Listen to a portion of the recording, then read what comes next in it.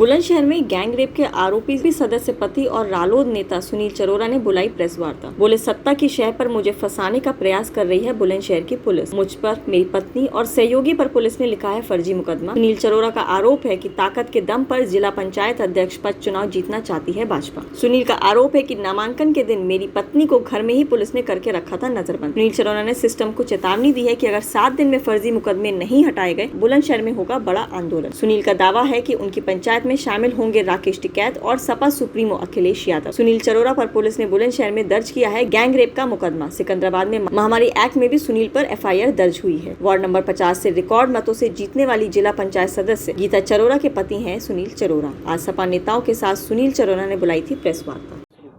आपको नामांकन पत्र दाखिल करने वाली थी, आपने नामांकन पत्र खरीदा था निर्दलीय प्रत्याशी के तौर पर, नामांकन पत्र दाखिल आपकी ओर से नहीं किया गया। आज प्रेस वार्ता आपने बुलाई, किस लिए बुलाई?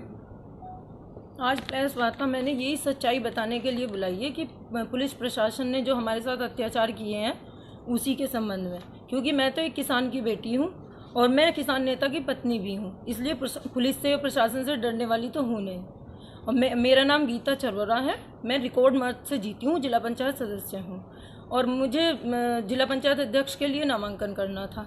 तो जिस दिन मुझे नामांकन करना था 26 को, मैं रेडी थी, जाने के लिए तैयारी थी, तो पुलिस तभी घर आई और पुलिस ने कहा कि आप नहीं जा सकते बाहर, आपके पति के खिलाफ रेप का केस है। तो मैंने उनसे कहा तो कोई नहीं, पति के खिलाफ है तो मैं जाऊंगी, नामांकन तो मुझे करना है, मैं चली जाऊंगी। कि नहीं, आपको भी उसमें सहयोगी बनाया गया है, आप भी घर से बाहर नहीं जा सकते। और वो हमारे घर के बाहर ही रहे फिर, और उन्होंने हमें बाहर भी निकलने नहीं दिया। मुझे कोई संपर्क आपके ओर से किसी से नहीं करने का प्रयास किया गया? नहीं, जैसे आपके जो बाकी और नेता हैं, सदस्य हैं? नहीं, मुझसे किसी का संपर्क नहीं करने दिया और ना मुझे घर से बाहर निकलने दिया गया। और जो अनुमोदक और प्रस्तावक मेरे घर बैठे थे उनको भी पुलिस उठा कर ले गई। आपके पति पे जो रेप का आरोप लगा है, जो FIR दर्ज हुई है जी, गैंग रेप का, जी, उसमें आपका सहयोग भी बताया है। आप क्या मानती है किस लिए FIR की गई? नहीं, वो FIR तो इसलिए की गई कि नॉमिनेशन हम ना करें, उसमें तो सारे झूठे केस हैं, क्योंकि वो उसी दिन होते हैं। अगर कोई ऐसा केस था तो 2 दिन पहले बाद में होता, उसी दिन होते हैं, तो साफ साफ है कि झूठे केस हैं कि हम नॉमिनेशन ना करें। उस FIR में जिस पीड़िता का जिक्र किया गया, क्या जानती हैं आप उसे? मैं तो उसे जानती भी नहीं हूँ, उन्होंने ही मुझे उनका नाम बताया। पहली बार नाम सुनने का? जी, मुझे उन्होंने ही बताया, पुलिस वालों ने। तो ये सब देख करके आप क्या सोच रही हैं? मतलब नामांकन आपका नहीं करने देना चाहते हैं प्रशासन? नामांकन नहीं करने देना चाहते थे पुलिस प्रशासन वाले, ये आप मान रहे हैं? उन्हें अपने हार का भी डर था, उन्हें पता था कि इनका नॉमिनेशन हो गया तो वो तो जीतने वाले थे नहीं। कल के बाद से आपके अपने नेता जो आशा यादव है, जो RLD की प्रत्याशी है, लड़ने वाले थे चुनाव, उनसे कोई संपर्क हुआ है? नहीं, मेरा उनसे कोई संपर्क नहीं हुआ। वो आपके संपर्क में? जी। आपके प्रत्याशी को कल रोका गया, तरह तरह के मुकदमे उन पर दर्ज किए गए, उसके बाद में फिर नामांकन के लिए नहीं आने दिया, क्या कहना चाहते हैं? कहना ये है कि जिस तरीके से भारतीय जनता पार्टी ने इस झूठे मुकदमे कर हमारे प्रत्याशियों को रोकने की कोशिश की गई है, बड़ा स्पष्ट तौर पर मैं आप पत्रकार बंधुओं के माध्यम से कहना चाहता हूं कि हम समाजवादी लोग हैं, हम इन मुकदमों से डरने वाले नहीं हैं। व्यापारी लोगों को, व्यापार करने वाले लोगों को, नौकरी पेशा करने वाले लोगों को ये लोग डरा सकते हैं, पर हम लोग किसान के बच्चे हैं, किसानों की हक की लड़ाई लड़ते हुए आए हैं और उसी क्रम में हमने किसान की बेटी को अपना कैंडिडेट बनाने का फैसला लिया था। उनको हम चुनाव लड़ाना चाह रहे थे, पर झूठे मुकदमे कर जिस तरीके के तुच्छ मानसिकता के साथ इन्होंने छोटी मानसिकता का परिचय देते हुए गैंग रेप का मुकदमा हमारे प्रत्याशी के पति और हमारे प्रत्याशी के सहयोगी और उसमें स्वयं हमारी प्रत्याशी श्रीमती गीता चरोरा जी के खिलाफ एक गैंग रेप का मुकदमा दर्ज कराया। डूब मरना चाहिए भारतीय जनता पार्टी के लोगों को कि जिस तरीके से आप महिला का प्रयोग कर रहे हैं, आप कहते हैं महिला सुरक्षा की बात करते हैं और एक तरफ एक झूठा मुकदमा एक महिला अपने पति के साथ गैंग रेप करवाई किसी दूसरी महिला का। कहीं भी कोई भी रास्ता चलता हुआ आदमी कह सकता है कि ये झूठा मुकदमा है। और आप लोगों के माध्यम से मैं ये स्पष्ट करना चाहता हूं कि समाजवादी पार्टी राष्ट्रीय लोकदल गठबंधन में है। हमारे राष्ट्राध्यक्ष जी ने कहा है। रखी गई है, बताइए किन बिंदुओं पर प्रेस कॉन्फ्रेंस? सभी पत्रकार बंधुओं को मैं पहले धन्यवाद देना चाहता हूं कि आप लोगों ने जो 3-4 दिन में मेहनत करी है उससे लोकतंत्र जिंदा है। मैंने आज हम सब ने ये प्रेस इसलिए बुलाई है, पहले मैं परिचय करा दूं। इधर बैठे हैं हमारे हरीश लोधी जी, समाजवादी के नेता और पूर्व प्रत्याशी डिवाइस है। हमारे बादल यादव जी, समाजवादी से महामंत्री। और मैं सुनील चरोरा, रालोद राष्ट्रीय लोकदल नेता, पूर्व जिला पंचायत सदस्य। मेरी पत्नी जिला पंचायत सदस्य जो रिकॉर्ड मतों से जीती हैं इस बार, और हमारे पिंटू प्रमुख साहब जो उपाध्यक्ष हैं समाजवादी में और समाजवादी के नेता हैं, और हमारे राकेश चौधरी जो कि भारतीय किसान यूनियन से हैं। आज इस प्रेस को बुलाने का जो मकसद था, जो पीछे अध्यक्ष पद का, जो जिला पंचायत अध्यक्ष पद का चुनाव चल रहा था, उसके घटनाक्रम में मैं कुछ जानकारियां आपको दूंगा, फिर बाकी हमारे साथी देंगे। इस जिला पंचायत के जो साथी बैठे हैं, चाहे हरीश लोधी जी हैं, चाहे बादल यादव जी हैं, चाहे पिंटू प्रमुख साहब हैं, इन्होंने इस चुनाव में जो विपक्ष में भारतीय जनता पार्टी की प्रत्याशी के विपक्ष में जो भूमिका थी, इन लोगों की बड़ी मजबूत भूमिका थी। मैं बताना चाहता हूं, जब चुनाव डिक्लेयर हो गया, 26 तारीख को नामांकन करना था, 29 तारीख को नाम वापस होना था और 3 तारीख को मतदान होना था। 21 तारीख को जब हम वहाँ पे गए पंचस्थनी कार्यालय पे, तो हमें टिकट लेने से मना कर दिया। फिर अगले दिन जब हम गए 22 तारीख को, तो टिकट लेने से उन्होंने फॉर्मेलिटी बताई कि प्रत्याशी का होना आवश्यक है, जबकि ऐसा इतिहास में कभी नहीं हुआ। टिकट कोई भी खरीद सकता है। तो फिर हम प्रत्याशी को लेकर पहुँचे 23 तारीख में। जब प्रत्याशी को लेकर पहुँचे, उन्होंने कहा कि प्रत्याशी के साथ सर्टिफिकेट, जो जीत का सर्टिफिकेट है, और आधार कार्ड होना चाहिए। बहरहाल वो भी मंगा लिए और हमने 2 टिकट खरीदे। मैं कोई एक टिकट कैंसिल हो जाए, हमारी प्रत्याशी आशा यादव और गीता चरोरा के नाम से 2 टिकट प्रशासन ने बड़ी उस तंगी के बाद दिए। इस तंगी का एक उदाहरण ये भी है कि टिकट जैसे बबीता दहिया थी, उसे टिकट नहीं मिला। वो सब लोग आपको पता है, ये टिकट खरीदने ही नहीं देते, लेकिन बहरहाल हम टिकट लेने में कामयाब रहे। इनके बाद हमारा चुनाव चलता है। सबसे चुनाव से पहले एक प्रमाणित कॉपी लेनी होती है हमें। जो प्रमाणित कॉपी है वोटर लिस्ट की, जो जिला पंचायत सदस्य हैं, उसके लिए हमने 21 रुपये जमा करके, और वो अप्लाई कर दिया, 21 रुपये स्टेट बैंक में जमा करके अप्लाई कर दिया, लेकिन हमें प्रमाणित कॉपी नहीं दी गई। उसके बाद 22/6 में एक घटनाक्रम होता है मेरे आवास पर, शहर में भी और गांव में भी। पुलिस प्रशासन लगभग 5 बजे दोनों एक समय पर पहुंचती हैं, और कम से कम 2-2, 3-3 थानों की पुलिस फोर्स पहुंचती है, पूरे घर में खकोड़ा मचाती है कि आपसे खरीद फरोख्त की बात है। कभी कहते थे कि हम चाय पीने आए हैं, लेकिन 22 तारीख के बाद, 22 तारीख में ये घटना है 24 तारीख की, और 22 तारीख के बाद 24 तारीख की ये घटना हमारे गांव में और शहर में जो मकान है प्रीत विहार में, वहाँ पे घटित होती है।